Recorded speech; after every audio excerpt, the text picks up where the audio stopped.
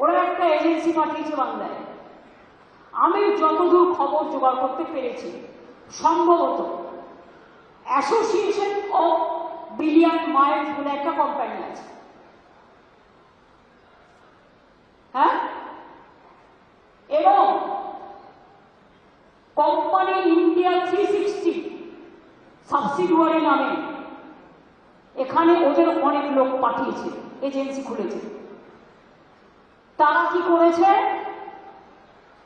কি করেছে জানেন? ডেটা অপারেটরদের কাছে কাছে গিয়ে কিছু ভিআরওকে সাথে নিয়ে, যদিও ইলেকশন কমিশনের আন্ডারে থাকে ভোটার লিস্ট তোলা, এদের অনলাইনের কাজটা যেটা আপনাদের আমি দেখাচ্ছি, ফিল্ড সার্ভে করেনি।